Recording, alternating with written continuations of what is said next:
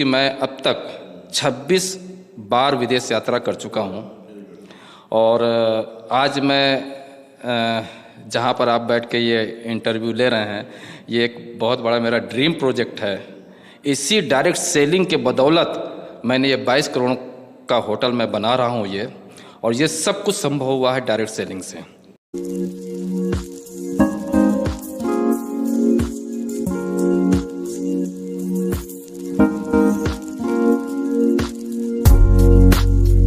दोस्तों नमस्कार, मैं मनोज मिश्रा बनारस से आप सभी दोस्तों का अपने इस यूट्यूब चैनल में स्वागत है।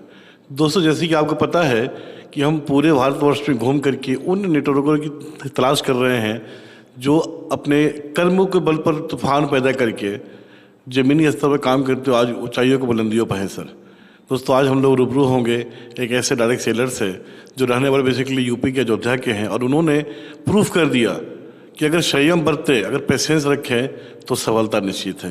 तो जितेंद्र सर, आपको स्वागत है sir. Thank you sir Mishra ji. Sir, सबसे पहले मैं एक जानना चाहूँगा कि आपका डायरेक्ट सेलिंग के पहले आपका पूरा फैमिली की बिजनेस जो था, और अचानक आपका कैसे मूड हुआ कि हमें डायरेक्ट सेलिंग करना चाहिए सर?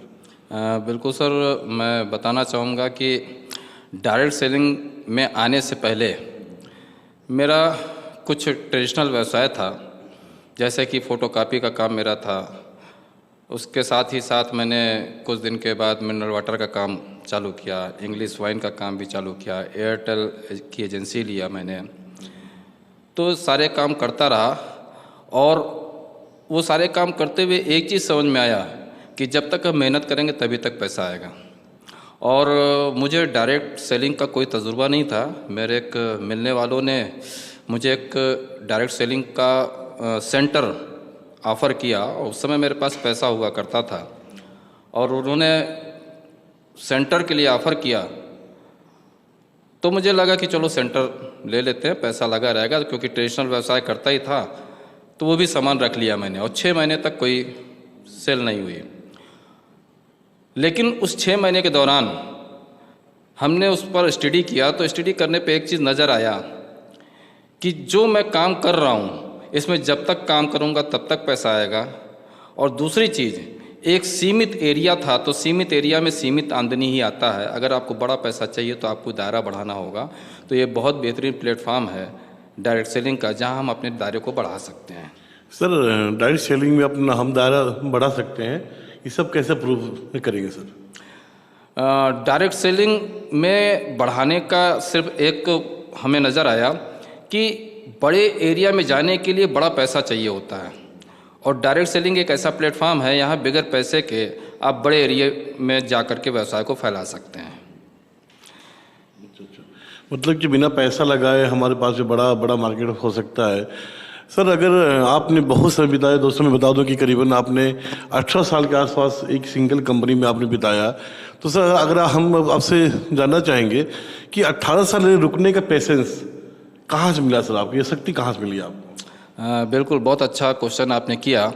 एक्चुअली क्या है कि जब आपका कार्य करने के पीछे का उद्देश्य क्लियर होता है कि हम डायरेक्ट सेलिंग को कर क्यों रहे हैं, अगर वो क्लियर है तभी आप रुक पाएंगे। और साथ में सौभाग्य से अगर आपको कंपनी अच्छी मिल गई, प्रोडक्ट अच्छा मिल गया, मैनेजमेंट अच्छा मिल गया, तो आपको 100% रुकना ही रुकना है। लेकिन उन 3 चीज़ों के अलावा आपका अपना कमिटमेंट, जो मैं बार बार कमिटमेंट सबका नाम ले रहा हूँ, इसीलिए ले रहा हूँ कि आपका अपने प्रति जो कमिटमेंट है, उद्देश्य क्या है कि आपने डायरेक्ट सेलिंग को क्यों ज्वाइन किया है। अगर वो उद्देश्य क्लियर है तो आप 18 क्या, जितनी आपकी आयु हो, पूरे आयु आप टिके रहेंगे। सही बात है। तो सर, आज के जो युवा है, युवा वर्ग जो है सर, अभी भी उनके दिमाग में, जबकि हम लोग नए नए तरफ प्रोग्रेस कर रहे हैं, सभी डायरेक्ट सेलिंग का परचम लहरा रहा है, गवर्नमेंट ऑफ इंडिया भी बहुत कुछ करने जा रही है, लेकिन तब भी नए जो युवा वर्ग हैं उनका रुझान अभी भी नौकरी की तरफ है। तो आपका उनके लिए क्या संदेश है सर? मैं युवाओं के लिए सिर्फ इतना कहूँगा कि युवा के जो गार्जियन हैं, या तो वो नेटवर्क मार्केटिंग या डायरेक्ट सेलिंग से धोखा खाए हैं, और या तो डायरेक्ट सेलिंग के बारे में उनको ज्ञान नहीं है।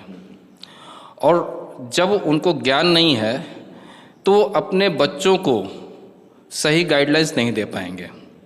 तो मैं युवाओं से एक ही चीज़ कहूँगा कि वो डायरेक्ट सेलिंग के बारे में ज्ञान लें और ज्ञान लेने के बाद डिसीजन लें। मैं उनको एक विश्वास ये दिला सकता हूँ कि डायरेक्ट सेलिंग से बढ़िया कोई नौकरी इस धरती पर नहीं है। कहीं से भी वो अपने जीवन को, अपने करियर को नहीं बना सकते।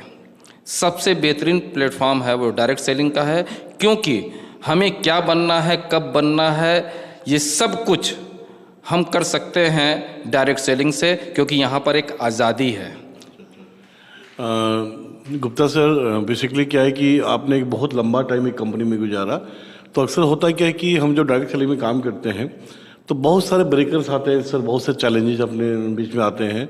तो मैं तो सब चैलेंज के बारे में नहीं पूछूंगा आपसे, लेकिन सर एक ऐसा चैलेंज आप बतलाएं सर, और आपने कैसे ओवरकम किया, क्योंकि इस घटना से हो सकते हैं कि मेरे जो युवा वर्ग जो सुन रहे हैं उनको काफ़ी प्रेरणा मिले आपसे, तो आप उस चैलेंज से कैसे उभर के सामने आए सर? बिल्कुल, ये तो सही बात है आपने जो पूछा कि चैलेंज तो आता ही आता है। और मेरे साथ 2008 में ये चैलेंज आया था, और जब मैं कार अचीवर हो चुका था, कार से अपनी टीम को बिल्ड कर रहा था, सिस्टम में मैं स्टार डायरेक्टर हो चुका था, पैसे आ भी रहे थे और पैसे खर्च भी हो रहे थे, क्योंकि स्टार डायरेक्टर लेवल पर अभी इतना पैसा नहीं आ रहा होता है कि मैं भी उसमें सेव कर सकूं। टोटल खर्च होता था। और उस दौरान एक हमारे डाउनलाइन और एक अपलाइन इस व्यवसाय को छोड़कर चले गए। साथ छोड़ दिया, मेरा साथ छोड़ दिया उन्होंने। ऐसे स्थिति में बहुत सी प्रॉब्लम मुझे झेलना पड़ा, क्योंकि लोग ये कहने लगे कि कोई ना कोई कमी है तभी ये लोग छोड़ के चले गए। और ऐसी स्थिति में मेरी टीमें काफ़ी बैठ गईं। जो मेरा चेक 50,000 प्लस था 2008 में, वो फिर से नीचे आके 11,000 पर पहुंच गया। और जाहिर सी बात है, अगर किसी को 4 व्हीलर से चलना हो और टीम को ये पता ना चलने पाए कि ये स्थिति आई है, क्योंकि अगर ये पता चल गया तब तो आप धरातल पे गिर जाएंगे। इस सिचुएशन को फेस करते हुए हमें आगे बढ़ना था, और वो मैंने जो मेरे अंदर का एक कमिटमेंट कह लीजिए कि हमने लोगों से किया था, अपने आप से किया था, वो मुझे रोके रखा। थोड़ा सा मुझे मार्केट का मदद लेना पड़ा, मित्रों का मदद लेना पड़ा, लिया मैंने। और लेने के बाद मैंने विदिन 6 मंथ मेहनत करके, क्योंकि मुझे मालूम था कि लोग चले गए हैं और जब तक लोग नहीं आएंगे तब तक हम पुरानी स्थिति पर नहीं पहुंच पाएंगे। और विदिन 6 मंथ मैंने फिर से अपनी पुरानी लेवल को अचीव ही नहीं किया, बल्कि उससे एक लेवल अप गए और अपनी चेक को पिछले चेक से 10,000 रुपये और हम बढ़ा ले गए 6 महीने के अंदर। ये था अपने ऊपर विश्वास, क्योंकि हमने टीम से कमिटमेंट किया था, अपने आप से कमिटमेंट किया था, और हम कभी उस पर नहीं चाहते थे कि हम वो हमारे ऊपर हावी हो। बहुत ही शानदार और जानदार एग्जाम्पल है सर। आपसे एक चीज़ और पूछना चाहेंगे हम कि एक लीडरशिप, क्योंकि आपने इतना दिन काम किया आपने, तो आप एक लीडर रहे हैं वास्तव में, और वास्तव में मैं खुद दिल से आपको सम्मान करता हूं सर। तो एक लीडरशिप के लिए क्या गुण होना चाहिए सर? देखिए, लीडर के अंदर एक तो सबसे प्यारा गुण एक ही चीज़ होना चाहिए कि बहुत नर्म होना चाहिए। उसके अंदर गुस्सा तो एकदम आना ही नहीं चाहिए। सबसे पहली क्वालिटी है कि उसके अंदर गुस्सा तो नाम मात्र का नहीं होना चाहिए। पारदर्शिता उसके अंदर पूरी होनी चाहिए। अगर वो पारदर्शिता उसके पास नहीं ना, तो फिर वो लीडर नहीं है। दूसरा, उसके अंदर धैर्य पूरा होना चाहिए। अगर उसके अंदर पेशेंस नहीं है तो वो लीडर नहीं है। अपने लोगों की ग्रोथ को सर्वप्रथम आगे रखें कि हमारे लोगों के हित में क्या चीज़ है। और सबसे बड़ी चीज़, अपने अंदर या किसी और के अंदर अविश्वास नहीं अपने अंदर आने देना चाहिए, क्योंकि अगर आपके अंदर अविश्वास आया तो आप खुद डामाडोल हो जाएंगे।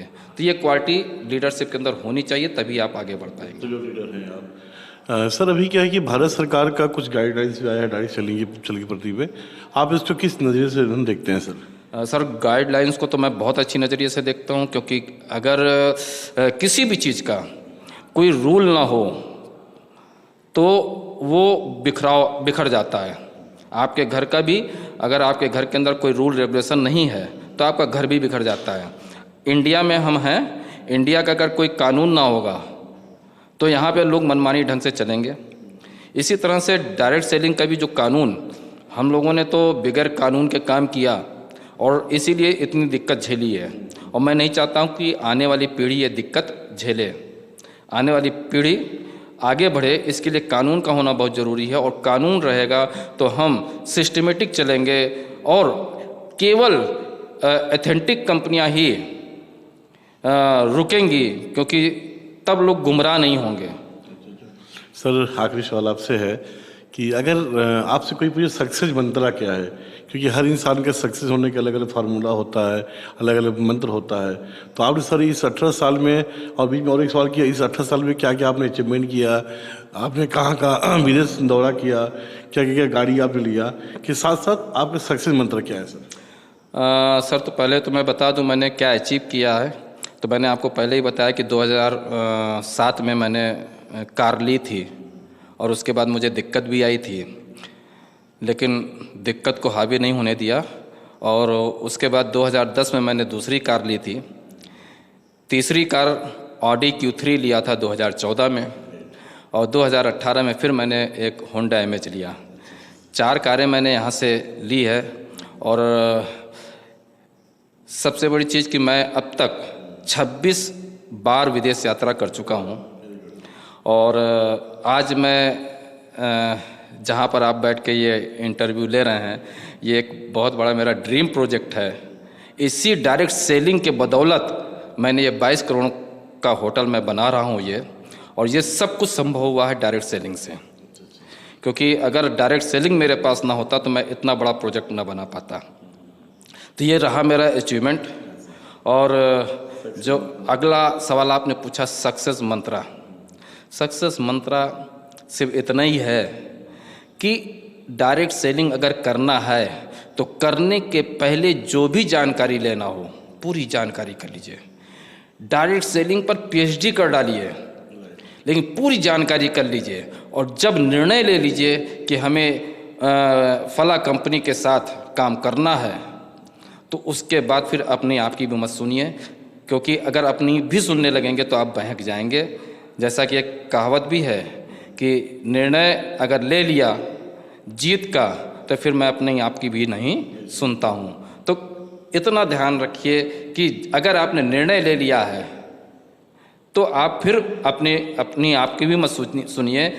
निर्णय लेने के पहले जितनी भी जानकारी करना हो कर लीजिए। सक्सेस लोगों के साथ बैठ लीजिए, समय दीजिए जानकारी के लिए, कोई दिक्कत नहीं है। लेकिन जिस दिन आप निर्णय ले लीजिए तो फिर उसके बाद मुड़ के मत देखिए, क्योंकि करेंगे तो दिक्कत आएगी, और दिक्कत से कभी घबराना नहीं चाहिए। सर धन्यवाद। दोस्तों आपने देखा कि 18 साल की जर्नी करते हुए गुप्ता सर ने सारा खर्चा करते हुए एक 22 करोड़ रुपए का प्रोजेक्ट, इन्होंने एक होटल में हाथ लगे जो इनका ड्रीम प्रोजेक्ट था। तो गुप्ता सर आपने समय दिया उसके लिए बहुत धन्यवाद sir. Thank you sir, thank you. नमस्कार दोस्तों।